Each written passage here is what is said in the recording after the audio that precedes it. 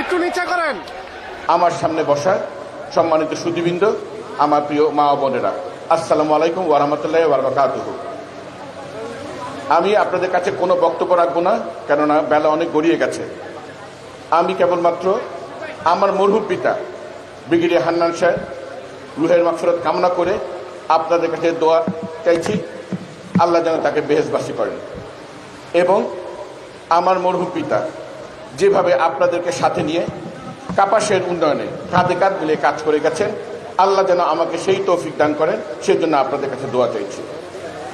সর্বশেষে আমি আপনাদের কাছে আর কোনো বক্তব্য না যে কেবলমাত্র আমার মরহুম পিতা ব্রিগেডিয়ার হান্নান সাহেব স্বপ্নের কথা বলতে চাই।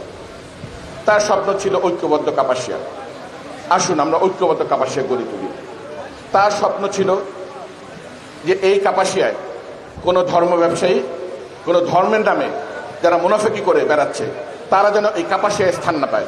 আসুন আমরা আজকে অঙ্গীকারবদ্ধ হই, যারা নাকি বেহেশতে টিকিট বিক্রি করছে, যারা নাকি ধর্মকে বিক্রি করছে, যারা নাকি ধর্মকে অপব্যাখ্যা দিচ্ছে, তাদের বিরুদ্ধে তিনি তার মৃত্যুর আগ পর্যন্ত তিনি কাজ করে গেছেন যে গণতন্ত্রের পক্ষে।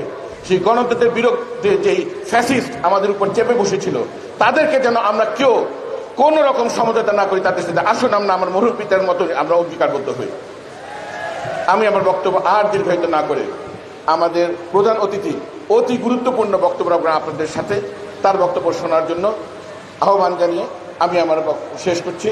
এবং আজকের আয়োজক সবাইকে ধন্যবাদ জানিয়ে আমাদের পরিবারের পক্ষ থেকে আপনাদের সবাইকে, বিশেষ করে আমাদের প্রধান অতিথি জনাব মির্জা ফখরুল ইসলাম আলমগীর, যিনি শত ব্যস্ততার মাঝেও উনি আমাদের এই আমার মরহুম পিতার মৃত্যুবার্ষিকীতে প্রতি বছর উনি আসেন এবং আমাদের কাপাসিয়াবাসীকে সম্মানিত করেন, আমাদের সবাইকে সম্মানিত করেন। সেই জন্য কৃতজ্ঞতা জানিয়ে বক্তব্য শেষ করছি। ধন্যবাদ। দেশ নেত্রী বেগম খালেদা জিয়া জিন্দাবাদ, দেশ তারেক রহমান জিন্দাবাদ, শহীদ রাষ্ট্রপতি জিয়া রহমান অমর হোক। সবাইকে ধন্যবাদ। আসসালামু আলাইকুম।